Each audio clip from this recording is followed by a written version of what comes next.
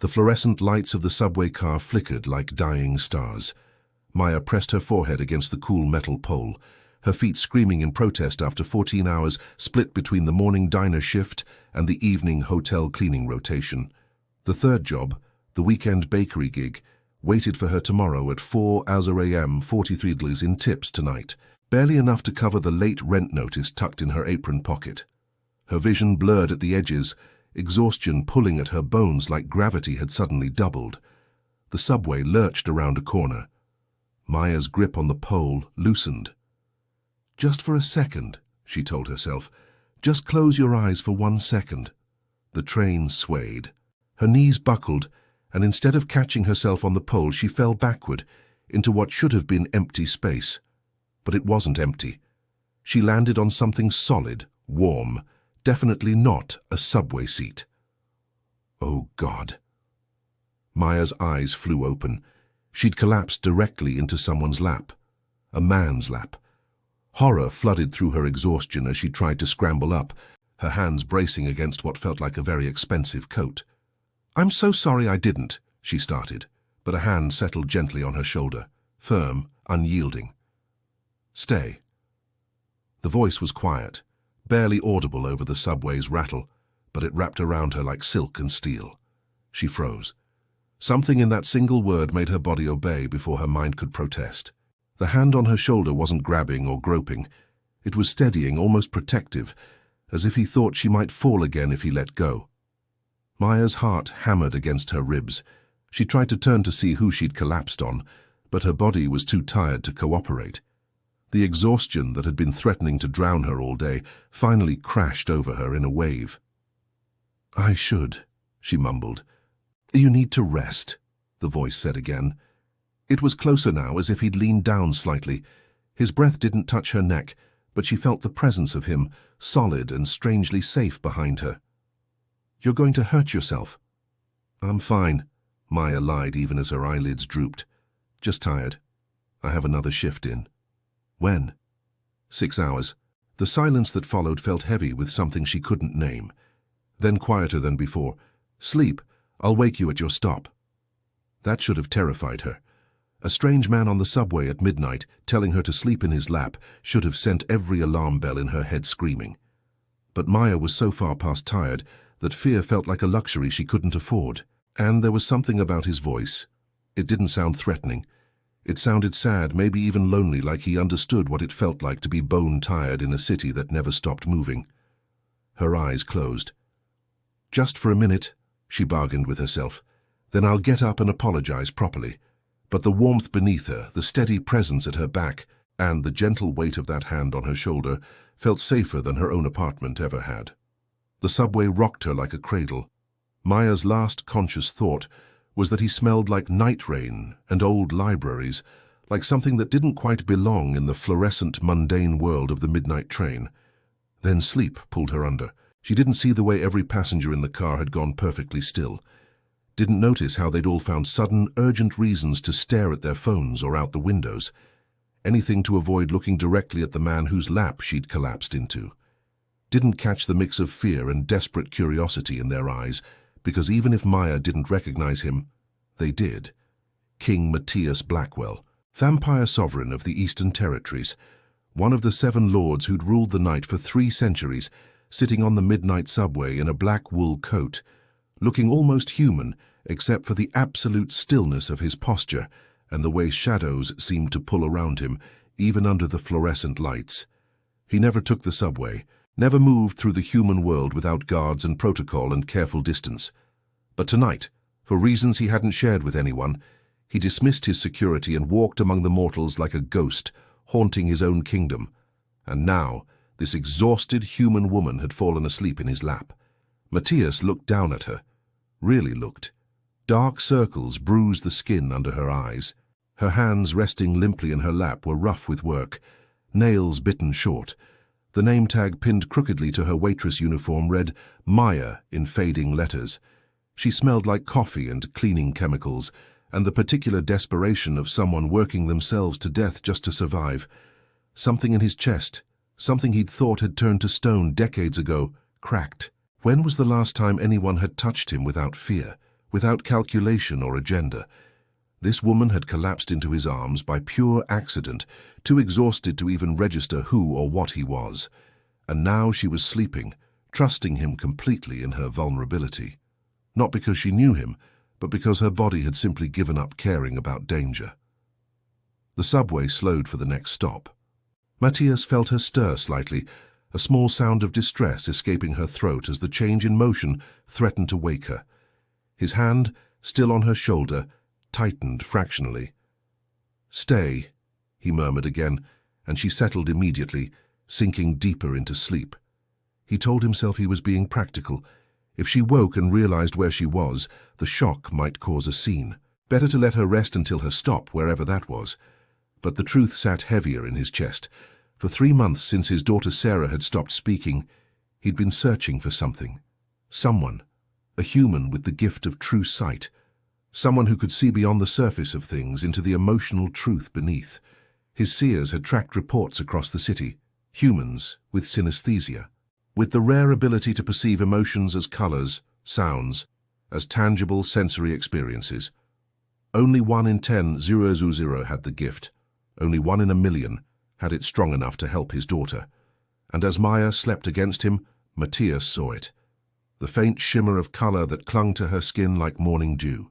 Soft lavender shot through with threads of gold and deep exhausted gray. She was seeing his emotions even in sleep, reading the loneliness and old grief that hung around him like a cloak. Her gift was strong. Maybe strong enough. The subway doors opened and closed. Passengers got on and off, giving them a wide berth. Matthias didn't move. For the first time in months, he felt something other than helpless rage at his daughter's silence. He felt hope. And this sleeping woman who'd stumbled into his life by pure accident might be the answer he'd been searching for.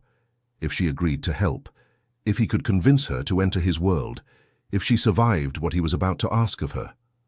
The subway rattled on through the midnight city, and King Matthias Blackwell, who'd conquered territories and commanded armies, sat perfectly still, letting an exhausted waitress sleep in his lap, and tried to figure out how to ask her to save his daughter's life. Maya woke to the gentle pressure of fingers on her shoulder and a voice that felt like warm honey in the dark. "This is your stop." Her eyes opened slowly, confusion muddling her thoughts. The subway. She'd fallen asleep on someone. Oh, God. She'd fallen asleep on someone. Maya jerked upright, nearly stumbling as the train swayed. Strong hands steadied her, then immediately released. "I'm so sorry," she gasped, finally turning to face the person she'd been using as a pillow for who knew how long. The apology died in her throat. He was beautiful. Not handsome in the normal way, but beautiful like winter was beautiful, like something dangerous and perfect that would kill you if you weren't careful. Sharp cheekbones, dark hair that brushed his collar, and eyes the color of steel and starlight. He wore an expensive black coat over darker clothes, and he sat with the kind of perfect stillness that made everyone around him look like they were vibrating. But it wasn't his appearance that made Maya's breath catch. It was the colors. She'd had synesthesia since childhood, seeing emotions as ribbons of color and light around people. Usually it was subtle, easy to ignore. But this man, he blazed with it.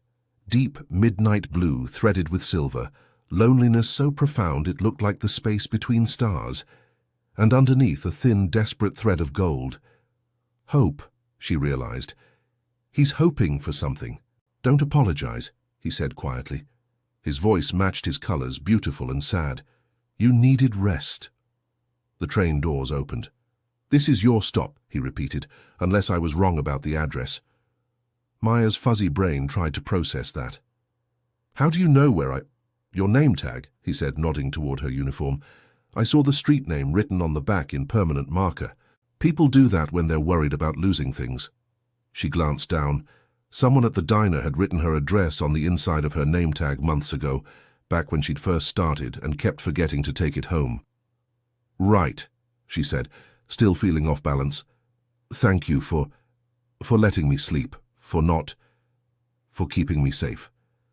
His eyes met hers, and Maya saw the colors around him shift. The blue deepened, the gold brightened. "You're welcome." She should leave. The doors were already starting to beep their warning, but something made her pause. "Are you okay?" The question surprised them both. His eyebrows rose fractionally. "Why do you ask?" "Because you look sad." The words came out before she could stop them. Maya clapped a hand over her mouth. "I'm sorry, that was rude. I didn't. I am sad," he said simply, as if she'd asked about the weather. "And you're the first person to notice in a very long time." The doors beeped again, more insistently. Maya hesitated. Then, because exhaustion had apparently destroyed her sense of self-preservation, she pulled a pen from her apron and scribbled her number on a napkin. If you ever need someone to talk to." She thrust the napkin at him and fled through the closing doors, her face burning. She didn't look back, couldn't bear to see if he was laughing at her or worse, looking at her with pity. But if she had turned around, she would have seen King Matthias Blackwell staring at the napkin in his hand like it was a holy relic. Would have seen the way the gold thread of hope in his colors grew brighter, stronger. Would have seen him carefully fold the napkin and tuck it in his inner coat pocket, right over his heart. Maya's apartment was a fourth-floor walk-up, with a broken elevator and a radiator that clanked like it was trying to communicate with ghosts. She kicked off her shoes, too tired to care where they landed, and collapsed on her second-hand couch. Her phone buzzed. Rent reminder from her landlord, electricity bill due in 3 days. She should be worried, should be calculating how many extra shifts she needed. But all she could think about was the sad man on the subway with colors like a midnight ocean, and the way he'd kept her safe while she slept. Maya was still thinking about him when sleep claimed her again. Still in her waitress uniform, too exhausted to make it to the bed, she dreamed in colors, deep blue and silver and gold. 3 days later, Maya's phone rang with an unknown number. "Yes?" she answered, wedging the phone between her shoulder and ear while she scrubbed tables at the diner. "Is this Maya Winters?" The voice made her drop her cleaning rag. It was him, the subway stranger. Her heart did something complicated in her chest. "Yes. How did you—" "You gave me your number," he said, and she could hear something almost like amusement in his tone. 3 days ago. Right, obviously." Maya grabbed her rag, her face heating. "I didn't think you'd actually call. I need to ask you something. It's going to sound strange." She laughed. "Stranger than me falling asleep on a random person on the subway?" Silence. Then, quieter. "Much stranger than that. I need your help, and I'm willing to pay you a considerable amount for your time." Suspicion crept in, cooling her initial excitement. "What kind of help?" "Not that kind," he said quickly, as if reading her thoughts. "Nothing inappropriate. I need—" He paused. She heard him take a breath. "My daughter stopped speaking 3 months ago. She's 6 years old. Every therapist, every specialist. No one can reach her. But I've been researching your condition, synesthesia, the ability to see emotions as colors." Maya's hand tightened on the phone. "How do you know about that?" "I saw it when you looked at me on the subway. The colors around me shifted in your eyes. You see what people feel, don't you?" "Not people," Maya corrected automatically. "Most people are too faint. But you—" She stopped, unsure how to explain it. "You blazed," he finished softly. "Didn't I?" "Yes. I think my daughter needs someone who can see her, really see what she's feeling, when she can't find the words to say it. I think you might be the only person who can help her." Maya's shift manager was glaring at her from across the diner. "This is crazy," she said. "I don't know you. I don't know anything about helping traumatized children. I could teach you and I would pay you $5,000 a week." Maya nearly dropped the phone. "What? $10,000 if you move into the house. So you're available when Sarah needs you?" "That's insane."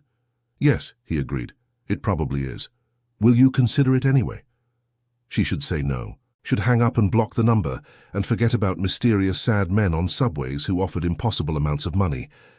But $500 a week, $10,000 if she lived there. That was more than she made in 3 months. That was rent and bills, and maybe finally a chance to stop drowning. "What's your name?" she asked. "Matthias," he said. "Matthias Blackwell." "Where do you live?" He gave her an address in the historic district, old money territory, the kind of neighborhood where Maya only went to clean other people's houses. "When can you come meet Sarah?" "Tomorrow," Maya heard herself say. I have the day off. Tomorrow, then. Maya, thank you for giving a sad stranger your number. He hung up before she could respond.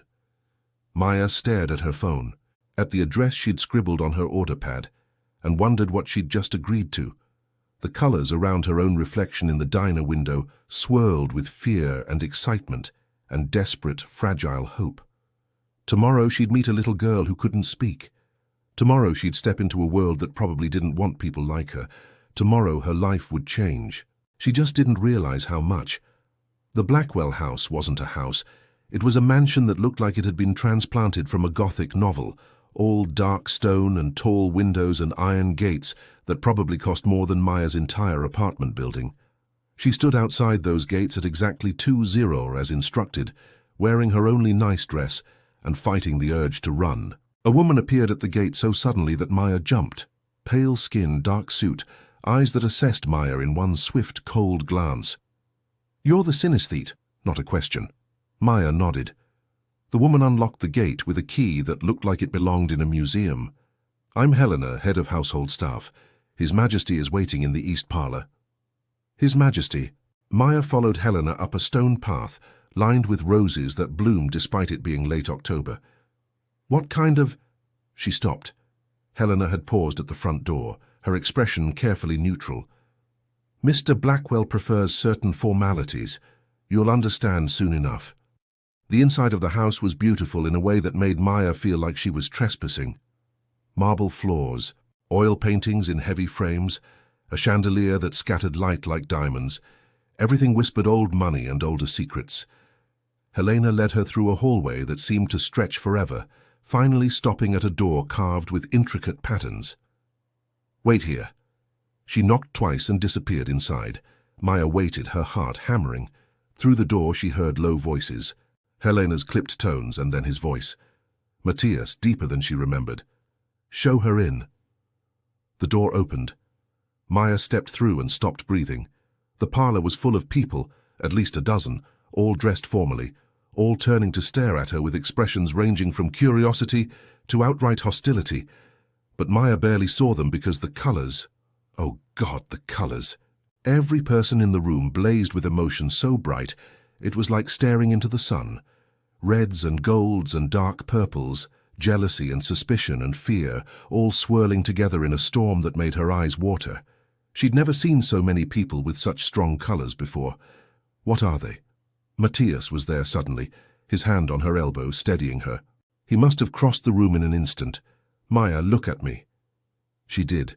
His colors were still the midnight blue and silver she remembered, but now there was concern threading through them. Warm amber light. "Breathe," he said quietly. "I should have warned you." "What are they?" she whispered again. "Vampires," he said simply. "We're all vampires. And you're standing in a room full of my court trying not to faint." The world tilted. Matthias's grip tightened, keeping her upright. Vampires? Real vampires. She should run, should scream. But through her shock, one thought cut clear. His colors hadn't lied. Sadness, loneliness, hope, they were all real. Whatever he was, his emotions were genuine. "I need to sit down," Maya managed. Matthias guided her to a chair, waving off the others when they moved closer. "She needs a moment, give her space." The room emptied with surprising speed, though Maya caught the whispers as people left. "A human? He brought a human here. Is he mad?" When the door closed behind the last person, Matthias knelt in front of her chair. His eyes were level with hers now, and she could see the inhuman stillness of him, the way he didn't quite breathe the way humans did. "I'm sorry," he said. "I should have told you before you came." "Why didn't you?" "Because you wouldn't have believed me. Or you would have believed me and never come near my daughter." He was right. Maya pressed her hands to her face, trying to process. Vampires. Real vampires. And she'd fallen asleep on a vampire king's lap on the subway. The absurdity of it almost made her laugh. "Is Sarah half human?" "Her mother was human," Matthias said quietly. "She died 3 years ago. That's when Sarah stopped speaking completely, after the funeral." Maya lowered her hands, looked at him, really looked. The colors around him shifted as she watched. Pain, old and deep, guilt, and underneath it all, desperate love for a child who couldn't tell him what she needed. "You really think I can help her?" "I think you're the only one who can see what she's feeling. The therapists, they try, but they're working blind. You could see if she's afraid or sad or angry. You could help her communicate when words fail. That's a lot of pressure to put on a waitress with a weird neurological condition." "I know."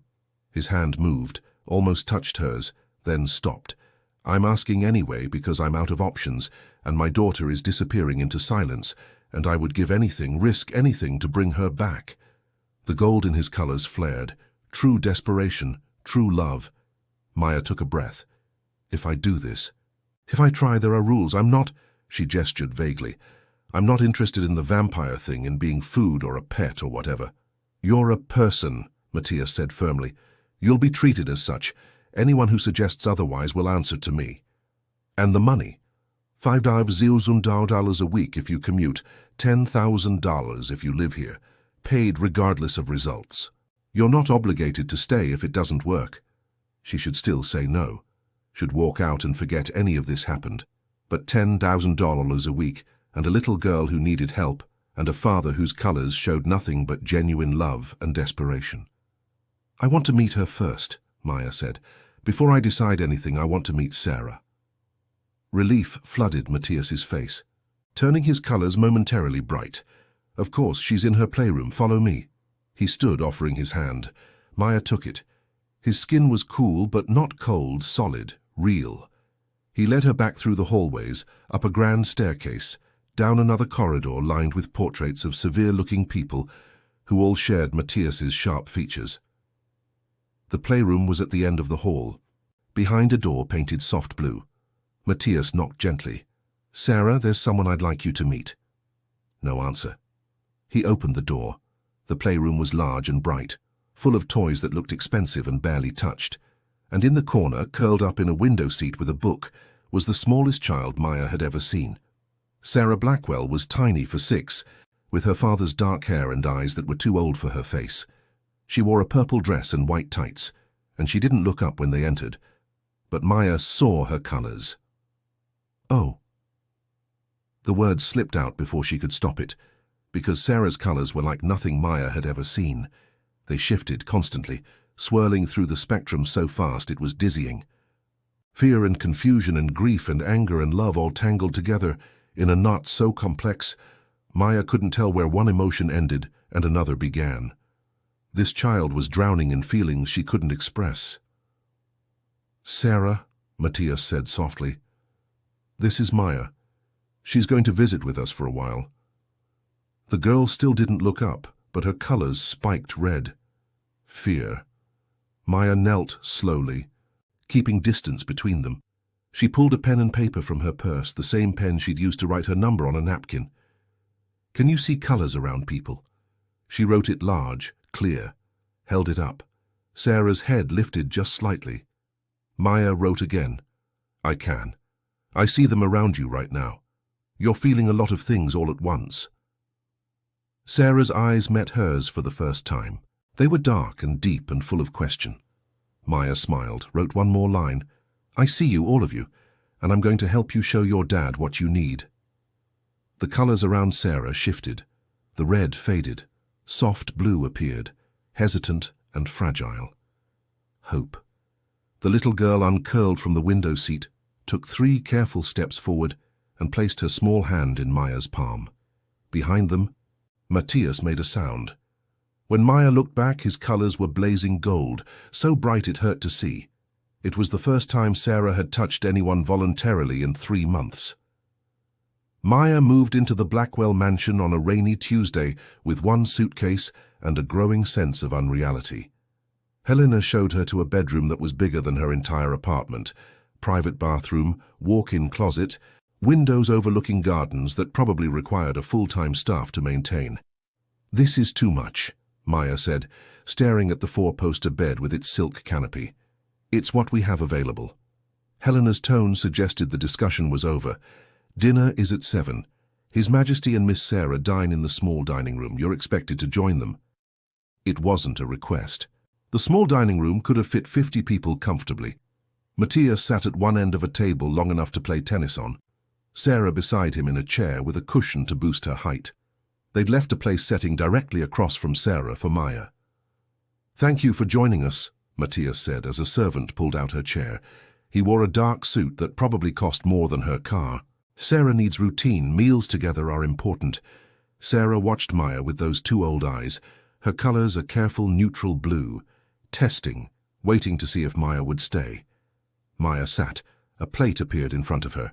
Food arranged so artfully it seemed criminal to eat it. "So," she said, because someone had to break the silence, "do you actually eat, or is this just for show?" Matthias's lips twitched. "We eat. We don't need to as frequently as humans, but we enjoy it. The food helps us seem normal." "Nothing about this is normal," Maya said. She looked at Sarah. "Your dad is a vampire king. You're a vampire princess, and I'm a waitress who sees emotions as colors.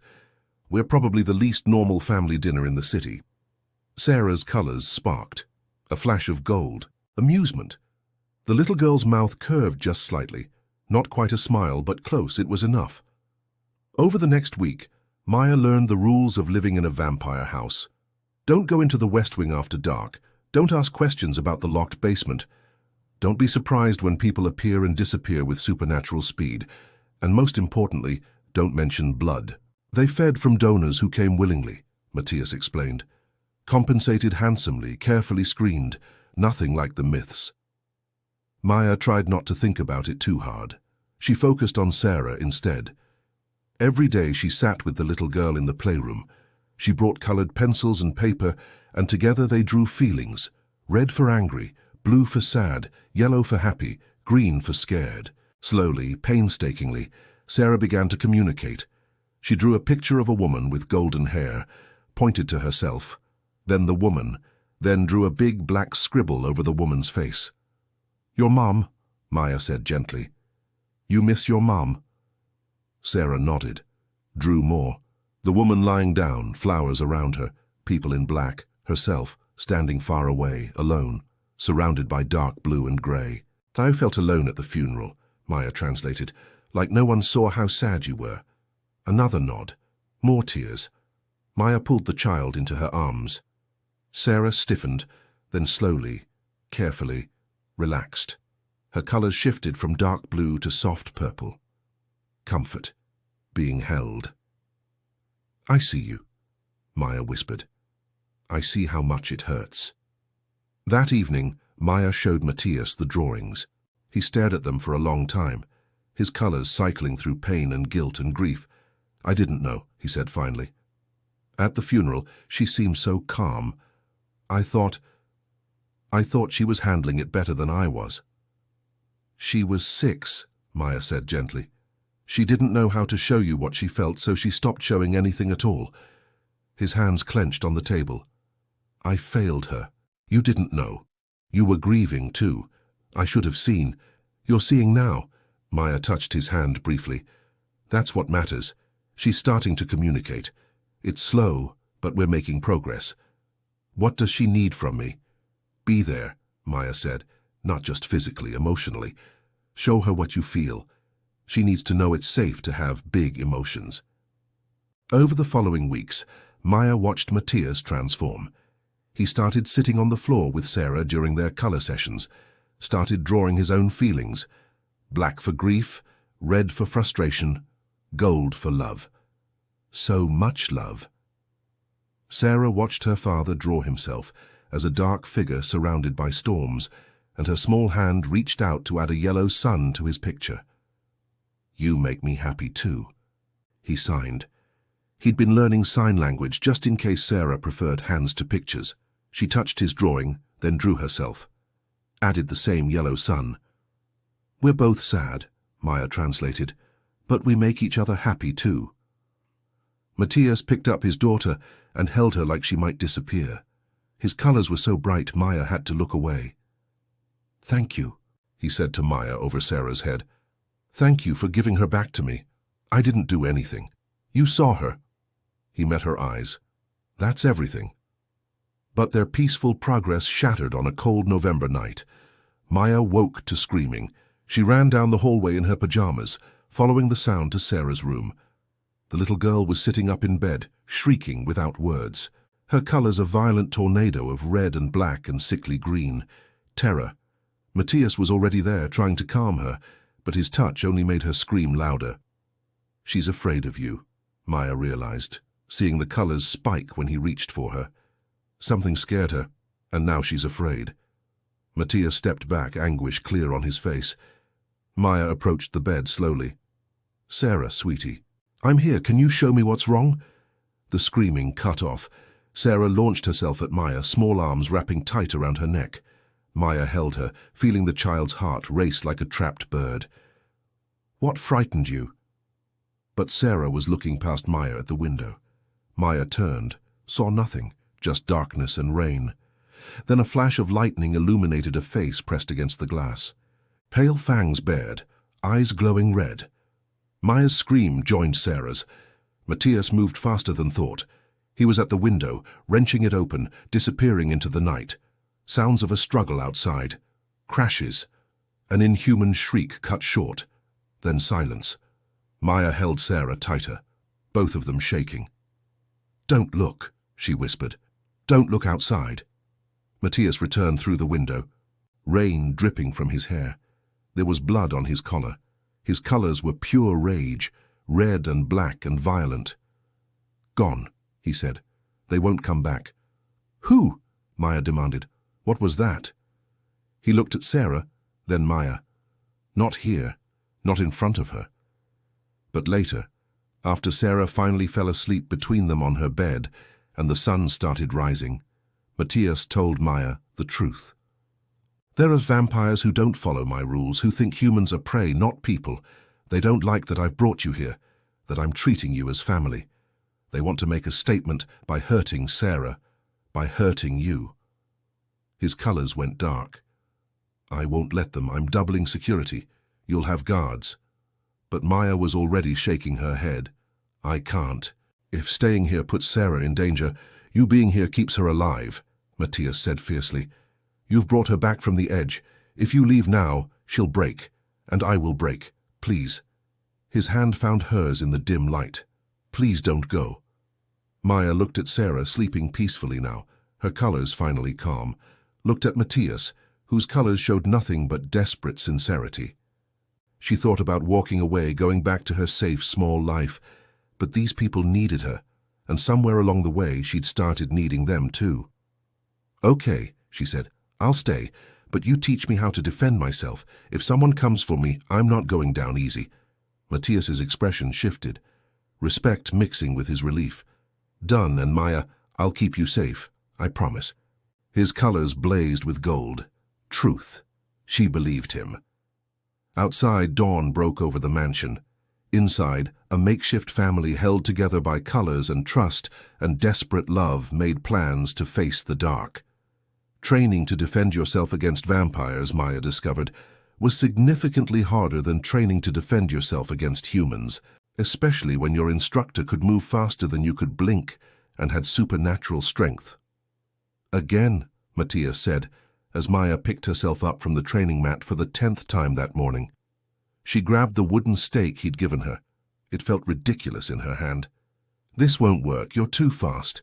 I'm holding back considerably. Real vampires won't." He moved. Maya tried to track him, but he was already behind her, his hand gentle on her spine. "Dead. Try again." They'd converted a basement room into a training space. Mats on the floor, weapons on the walls, everything designed to teach Maya how to survive if the wrong vampire came calling. 2 weeks since the attack at Sarah's window. 2 weeks of guards stationed around the mansion. So of checking locks and windows, of teaching Sarah that being afraid was okay, but being smart was better. Maya spun, stake leading. Matthias caught her wrist easily. "Too slow. You're thinking like a human. Think like prey trying to outthink a predator." "That's a terrible pep talk." He smiled slightly. "You're doing better than most." Maya had noticed something in their training sessions. When they fought, even in practice, Matthias's colors shifted. The sadness faded. The loneliness dimmed. Action gave him purpose, made him feel less helpless. He needed this as much as she did. "Show me again," she said. "How you moved last time." He demonstrated a blur of motion that her eyes couldn't quite follow. Maya watched his colors instead, saw them shift microseconds before he moved. "There," she pointed. "Your colors change right before you commit, like a telling poker." He stopped, stared at her. "No one's ever noticed that before. Because no one else can see what I see. Show me every vampire's colors before they attack. If I can learn to read the patterns, I might be able to predict movement." Matthias's expression shifted, impressed, approving. His colors went warm gold. "You're brilliant," he said quietly. Maya's face heated. "I'm just working with what I have." "It's more than that." He moved closer, not threatening, just present. "You see the world differently than anyone I've ever met. It makes you dangerous in ways that have nothing to do with stakes and weapons." Before she could respond, the door opened. Helena stood there, her expression carved from ice. "Your Majesty, the council has arrived. They're demanding an audience." Matthias's colors went cold. "Now, they're in the main hall with representatives from the old families." He swore quietly. "Stay here," he said to Maya. "This doesn't concern you." The way Helena's colors spiked, pure red hostility, suggested it absolutely concerned Maya. The council met in a room that looked like it belonged in a medieval castle. High ceilings, tapestries on the walls, a circular table where 12 vampires sat in ornate chairs. Matthias took the 13th seat, the largest at the table's head. Maya, ignoring his order to stay behind, slipped in through a side door and positioned herself in the shadows. She'd learned vampires had excellent hearing, but their vision in bright light was sometimes worse than humans, and this room was blazingly lit with chandeliers. A vampire with silver hair and colors like dried blood spoke first. "Matthias, we need to discuss you're human." The way he said it made it sound like an insult.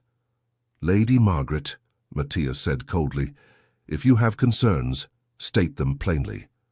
You've brought a mortal into your house, given her access to the heir, allowed her to influence the child. It's unprecedented, dangerous. She's helping my daughter communicate. That's all that matters."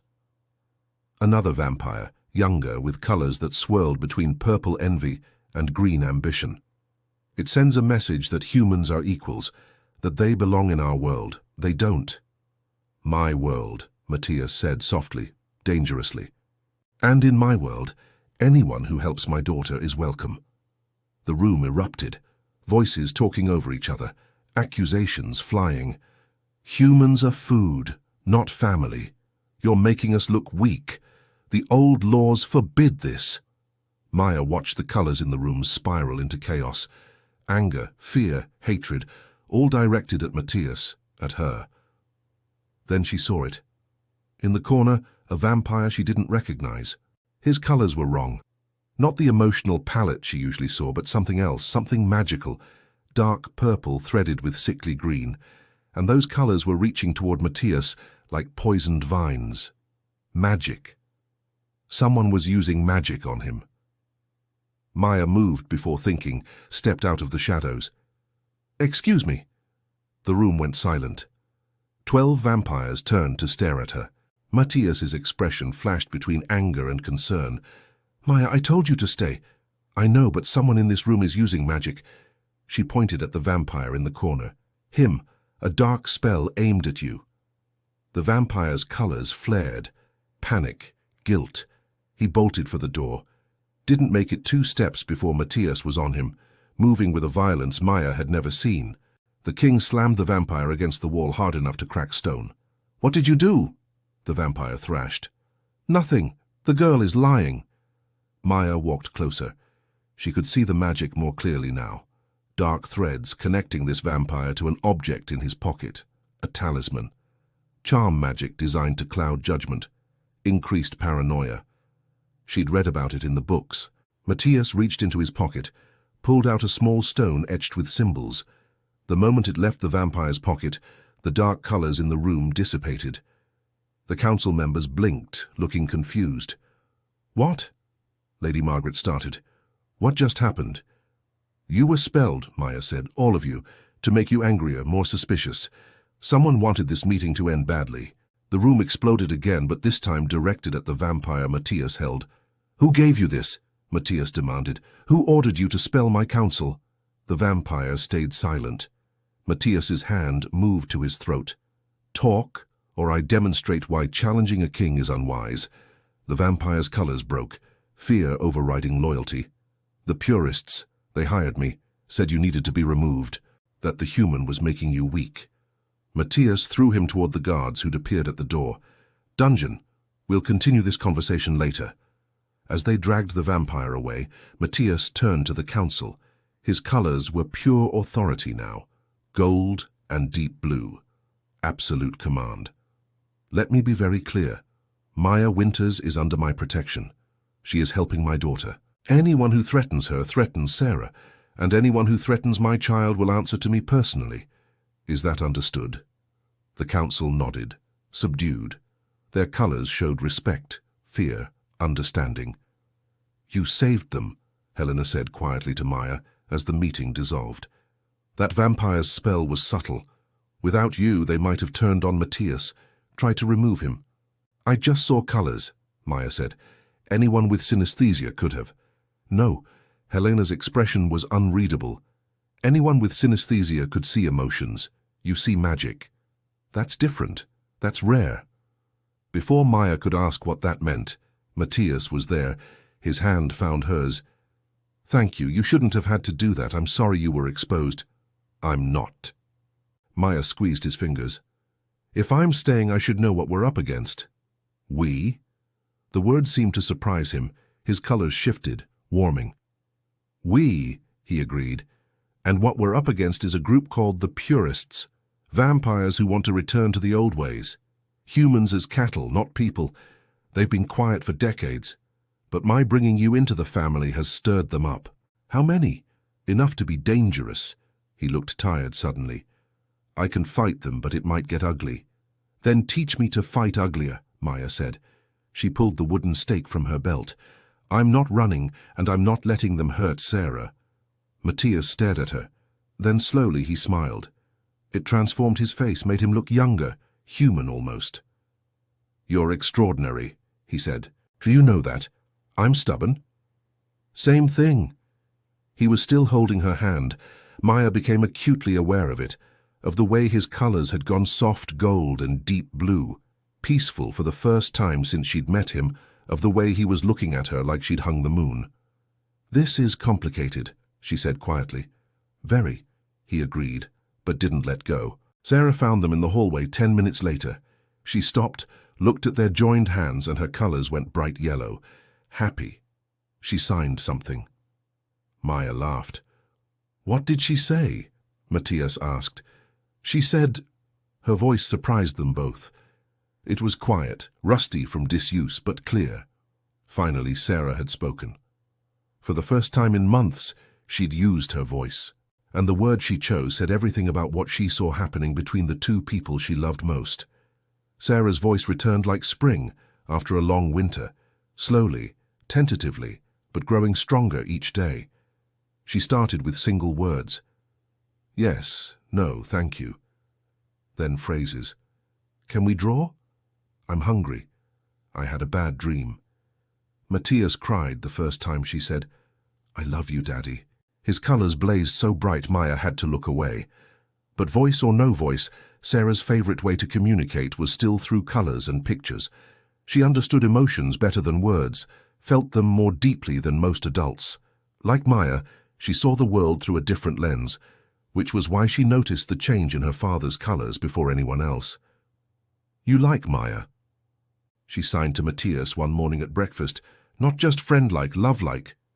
Matthias choked on his coffee, very human of him. "Where did you learn that sign?" "TV," Sarah said primly. "People get different colors when they love someone. Yours do that around Maya." "Do not," Matthias argued, but his colors went pink. Embarrassment. Sarah giggled. "Do too." From her seat across the table, Maya tried to focus on her eggs, tried not to think about the way Matthias's hand had lingered on hers last night when he'd taught her a new defensive move. The way his colors always softened when she entered a room, the way she'd started looking for excuses to be near him. It was complicated. She was human. He was vampire. She was his employee. He was a king. They lived in different worlds that barely intersected, except they didn't anymore. Not really. Maya had been living in the mansion for 2 months.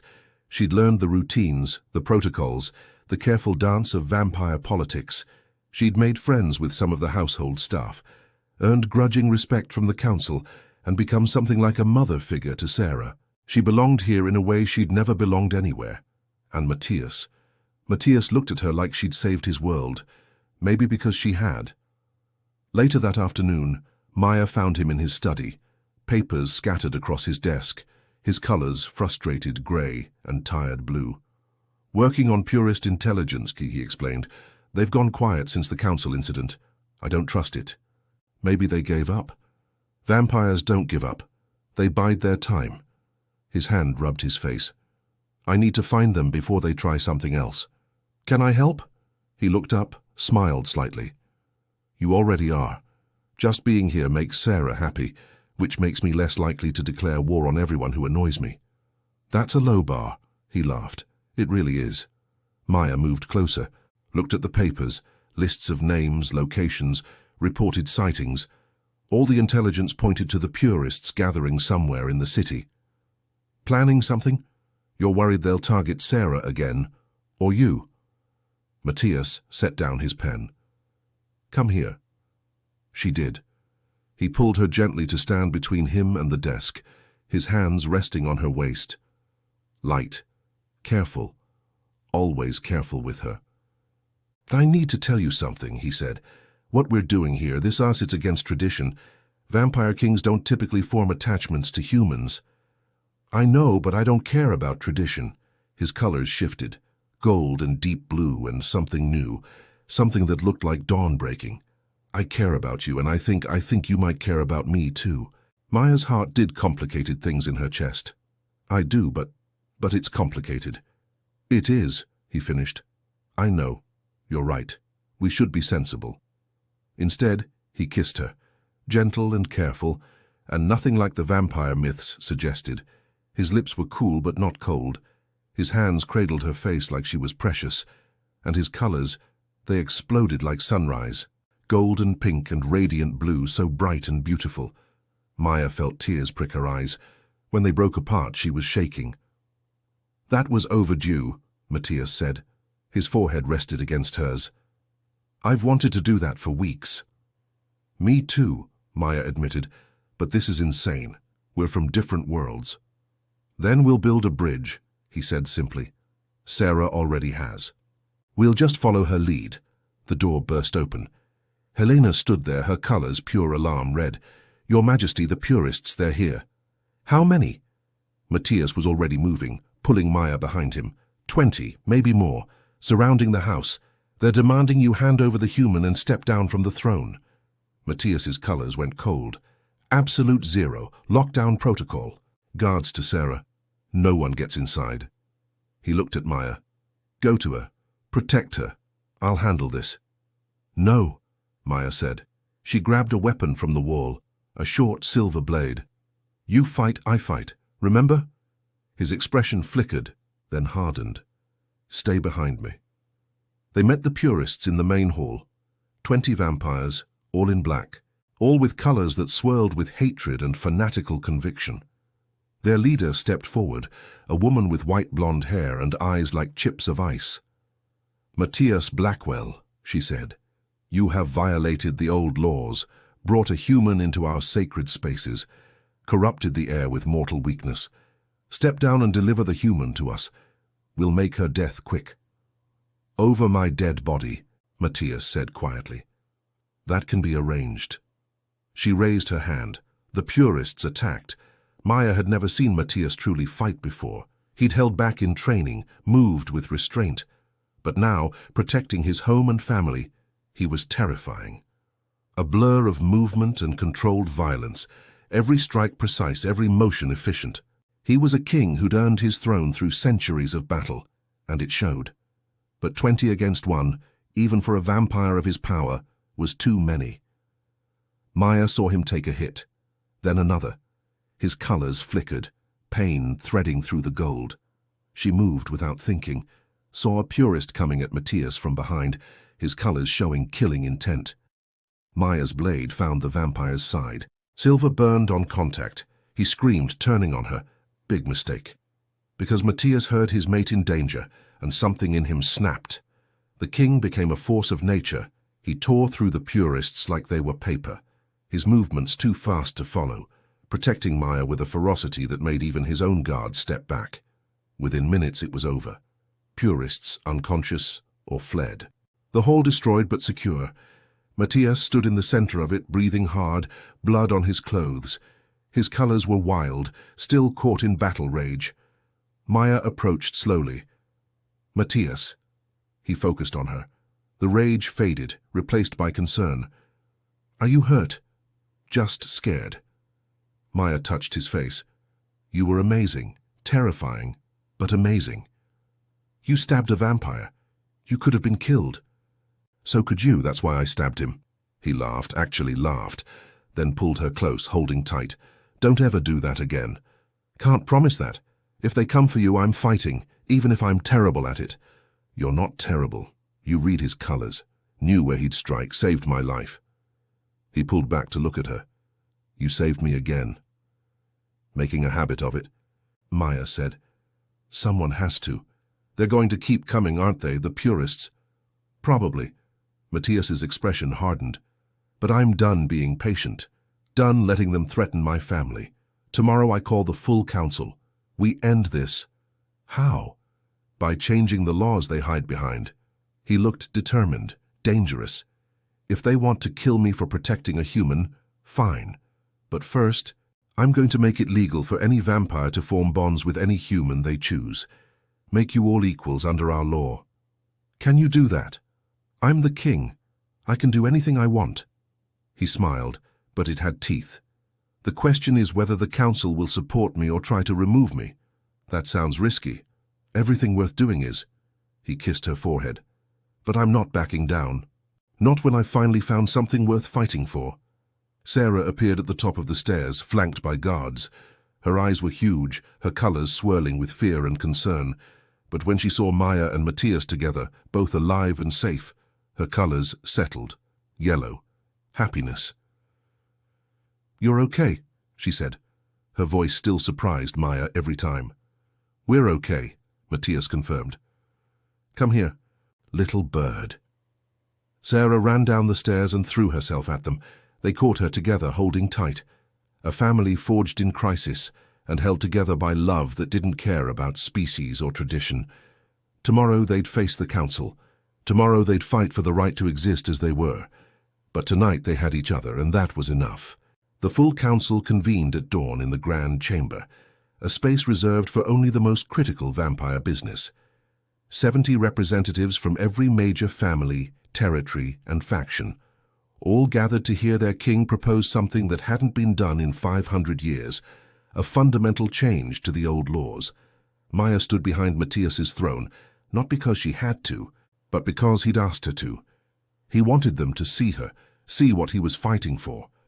Sarah sat beside him in a smaller throne, wearing a formal purple dress and a crown that looked too heavy for her small head, but her spine was straight, her colors determined gold. She'd insisted on being there. This is about our family, she'd said. I should be here. The chamber went silent as Matthias stood. He wore his formal regalia, black and silver crown and cape, every inch the ancient king. But his colors showed what Maya knew was underneath. Determination, love, hope for a better future. Members of the council, he began. His voice carried through the vast space. I come before you to propose a change to the old laws, specifically the laws regarding human and vampire relations. Murmurs rippled through the chamber. Matthias raised a hand for silence. For 5 centuries, we have maintained strict separation. Humans are food or thralls, never equals, never family. This law was created to protect us from attachment, from the pain of loving beings who age and die in what feels like moments to our kind. A vampire in silver robes stood. Lord Castellan, Matthias acknowledged. You wish to speak. The separation protects them too, Lord Castellan said. His colors were dark blue. Genuine concern, not malice. Humans who get involved with vampires often meet terrible ends. We've all seen it. Matthias nodded. You're right, which is why my proposal includes protections. Any human who forms a bond with a vampire would have legal status. Rights, protection. Under our law, they couldn't be fed on without consent, couldn't be thralled or controlled, would be treated as equals in the eyes of our courts. Impossible, a woman called out. Lady Margaret, the vampire from the previous council meeting. How would we enforce such a thing? The same way we enforce any law, Matthias said, with consequences for those who violate it. Any vampire who harms a bonded human would face the same punishment as if they'd harmed another vampire. But the aging, another voice said, the death. How do you protect them from that? You don't, Matthias said quietly. That's the cost. But it should be the human's choice to pay it, not ours to prevent. If a human wants to love a vampire knowing they'll age while we don't, that's their decision, not ours to make for them. He paused, looked at Maya. She nodded encouragement. I have personal experience with this, Matthias continued. Maya Winters has lived in my household for 3 months. In that time she has saved my daughter's life, saved my sanity, exposed a plot against the council, and helped defend our home from purist attack. He turned to face the assembly. She has done more for this kingdom in 3 months than some vampires do in 3 centuries, and she did it while being treated as lesser, as temporary, as something we could discard when convenient. His colors blazed. That ends today. I am bonding with Maya Winters formally, permanently. She will be recognized as my partner, with all the rights and protections that entails. The chamber erupted. Shouts of support and outrage tangled together. Matthias let them argue for a moment, then raised his hand again. Silence fell. I'm not asking permission, he said. I'm informing you of my decision. But I am asking you to change the law so that any vampire, not just your king, can make the same choice. So that love, when it finds us, isn't illegal. A young vampire stood. His colors were hopeful yellow. I support this. My sister is in love with a human. She's been hiding it for years, terrified of being exiled. If this passes, she could finally be honest. Another rose, then another. Stories spilled out. Secret relationships, hidden families, vampires who'd loved humans and been forced to choose between their hearts and their community. Matthias hadn't expected this. Maya could see it in his colors, the surprise mixing with growing hope. How many? He asked. How many of you have been affected by these laws? Nearly half the room stood. Maya's breath caught. This wasn't a small group. This was a significant portion of their society, all hiding, all afraid. The old laws, Matthias said slowly, serve no one but those who fear change. He looked at Lady Margaret, at the older vampires whose colors showed resistance. I understand your concerns. Truly, you've lived centuries watching humans you cared for age and die. You've built walls to protect yourselves from that pain. He cleared his throat. But walls keep out joy as much as sorrow, and I won't live behind them anymore. Lady Margaret stood, her colors swirled. Conflict in old grief, fighting with something that might be understanding. You would risk everything for this human? For the principle of choice, Matthias corrected. Maya is important to me, yes, but this is bigger than us. This is about building a society where love isn't a crime, where our children, he gestured to Sarah, can form bonds with whoever makes them happy without fear of punishment. Long silence. Then Lady Margaret nodded slowly. Put it to a vote. Matthias looked at the council secretary. All in favor of changing the old laws to allow voluntary bonding between vampires and humans with full legal protections for both parties, indicate now. Hands raised. Maya counted, her heart hammering. 48 out of 70.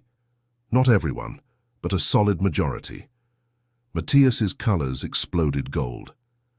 The motion passes, the secretary said. Let the record show that on this day, the old laws were amended. Vampire-human bonds are now legal and protected. Cheers erupted from half the room. The other half sat in stunned silence, but no one challenged it. The law was changed. Matthias turned to Maya, held out his hand. She took it, and together in front of the entire council they sealed their bond. The ceremony was simple, an exchange of words, a mingling of blood. Maya felt the bond snap into place like a golden thread, connecting her heart to his. Suddenly she could feel his emotions without seeing his colors, could sense his presence even when he wasn't near. It was intimate and overwhelming and perfect. "You're stuck with me now," she whispered. "Always," he whispered back. The celebration that followed lasted into the night. Vampires who'd been hiding human partners brought them to the mansion, introducing them openly for the first time. Stories were shared, tears shed, laughter rang through halls that had been too serious for too long. Sarah conducted herself through it all like the princess she was, accepting congratulations and giving her own. But late in the evening, she found Maya on a quiet balcony. "You changed everything," Sarah said. Her speaking voice was getting stronger daily. "You changed your dad," Maya corrected. "I just helped him see it." Sarah shook her head. "You made us a family, made it okay to be different, made Dad remember how to love." She hugged Maya tight. "Thank you." Maya held her, this brave little girl who'd taught them all what strength really meant. "Thank you for letting me in, for trusting me, for speaking again." "I didn't speak for you," Sarah said seriously. "I spoke because I had things to say, and you taught me it was safe to say them, that being heard was possible." She pulled back. "Will you stay forever?" "If your dad lets me." Matthias appeared in the doorway. His colors were soft gold, content in a way Maya had never seen. "I'll let you," he said, "if you'll have us. A king, a traumatized child, and a house full of complicated vampire politics." Maya pretended to think about it. "Tough choice, but yeah, I'll stay." Sarah cheered. Matthias crossed the balcony and pulled them both close. His family chosen and loved and finally whole. Below them the city sparkled with lights. Somewhere out there, the purists were likely regrouping, planning their next move. But for tonight none of that mattered. Tonight, they had won something bigger than a battle. They'd won the right to love openly, to build a family across the lines that were supposed to divide them, to choose each other every day despite the complications. Maya looked at her colors reflected in the window. They'd changed since she'd arrived here. Less grey exhaustion, more vibrant gold and blue and purple, the colors of happiness, of being seen, of home. "Are you happy?" Matthias asked quietly. Maya looked at him, at Sarah, at the life they'd built together in just a few months. "I'm exactly where I'm supposed to be," she said, "with exactly who I'm supposed to be with. And that, despite everything, was enough." 3 months after the law changed, Maya stood in front of a classroom of 12 humans, all of whom had recently bonded with vampires.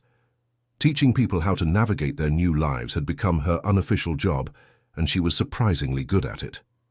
"The key," she said, gesturing to the chart behind her, "is understanding that emotions will feel different through the bond, stronger, sometimes overwhelming. You need to learn to differentiate between what you're feeling and what they're feeling." A woman in the front row raised her hand. "How do you handle the age difference, knowing you'll grow old and they won't?" Maya had prepared for this question, expected it, but it still hurt. "Honestly, you don't handle it, you accept it. Every day is a choice to love them anyway, to make the time you have matter more than the time you don't." The class nodded, but Maya could see their worry. She gentled her voice. "I won't lie and say it doesn't scare me. Sometimes I look at Matthias and think about him watching me age, watching me die. But then I remember that every human faces mortality. At least I get to face it loved. That helps." The woman smiled.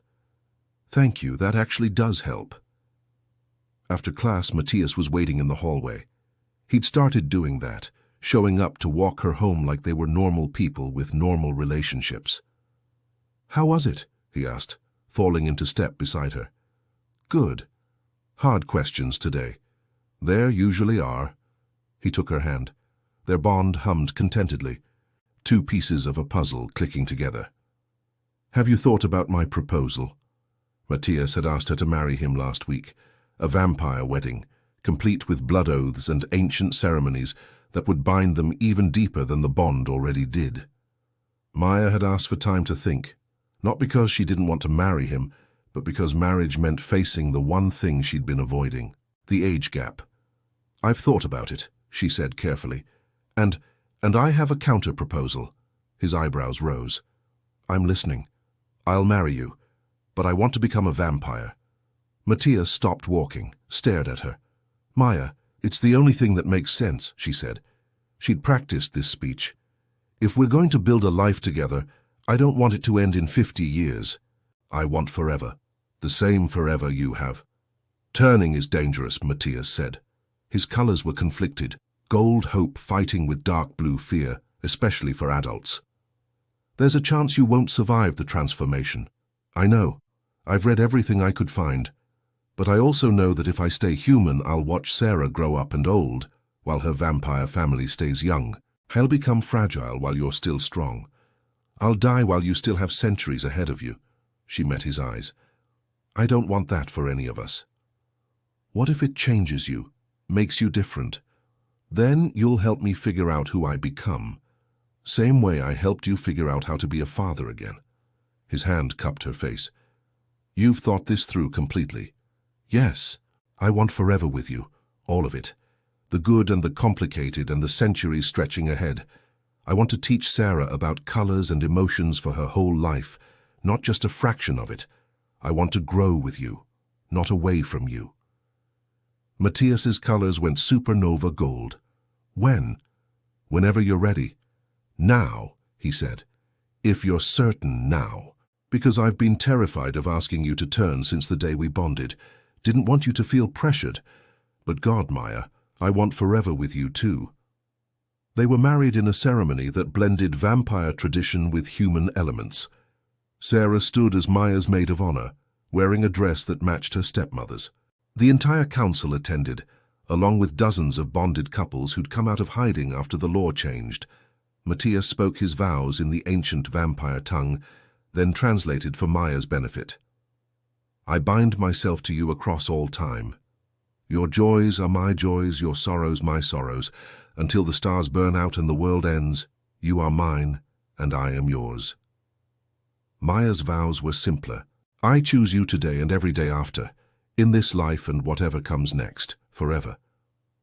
The turning happened that night. Maya had researched extensively, knew what to expect. The process was brutal. Matthias would drain her to the edge of death, then give her his blood to drink. The transformation would take 3 days, during which her body would die and remake itself. Many didn't survive, but Maya trusted him, trusted the bond between them, trusted that if anyone could guide her through this, it was Matthias. "Are you ready?" he asked. They were in their private chambers, Sarah asleep in the next room under guard. "Yes. Tell me what you need." "Just hold me," Maya said, "and don't let go." He didn't. His fangs pierced her throat with surprisingly little pain. The bond flared, carrying waves of his love and grief and desperate hope. Maya felt her life drain away, felt herself growing cold and distant. At the edge of darkness, Matthias's wrist pressed to her lips. "Drink," he commanded. She did. His blood tasted like metal and magic and everything wild. Power flooded through her. Her body convulsed, rejecting and accepting the transformation simultaneously. The last thing she heard before unconsciousness took her was Matthias's voice. "I've got you, I won't let go, I promise." 3 days later, Maya awoke to a world painted in impossible detail. She could hear heartbeats in the next room, could smell individual scents from miles away, could see in the dark like it was noon. And the colors. Oh God, the colors. Every emotion blazed 10 times brighter, not just around others, but within herself. She could see her own feelings now, swirling through her like liquid light. "You survived," Matthias said. He was sitting beside the bed, looking like he hadn't slept in days. Relief colored his entire being.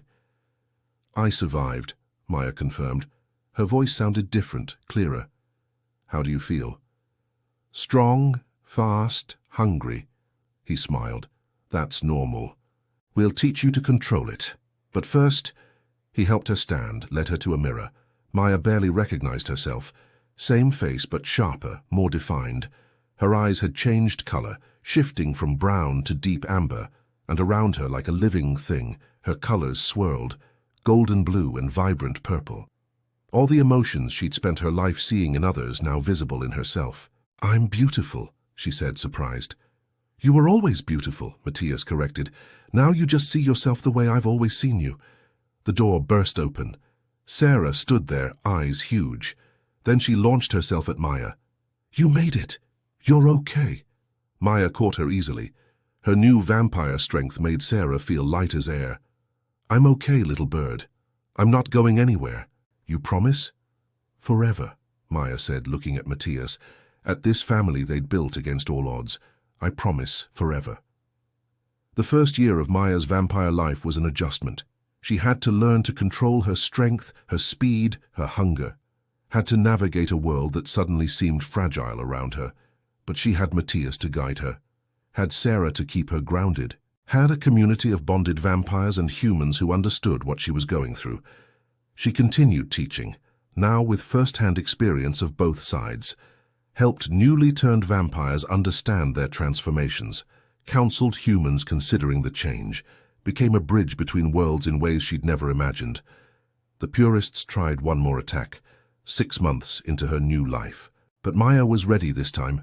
She fought beside Matthias, her color-reading ability now enhanced by vampire senses. Together, they were unstoppable.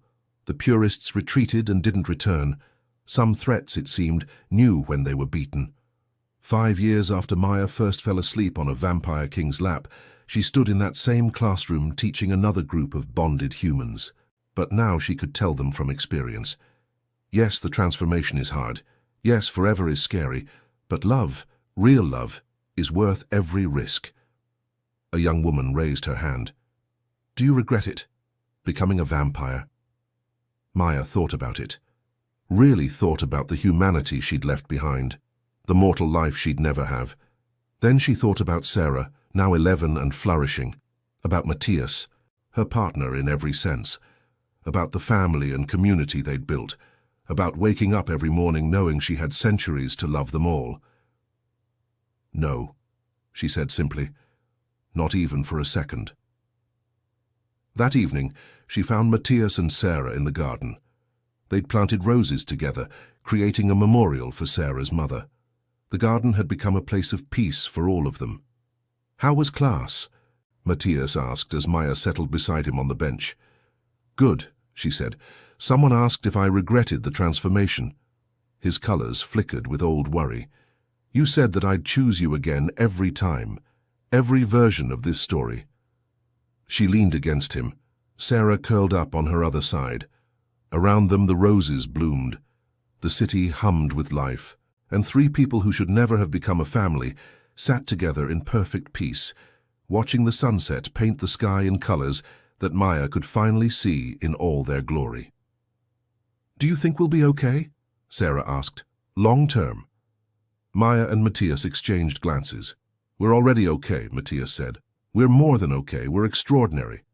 And that, despite all the complications and challenges and centuries stretching ahead, was the absolute truth.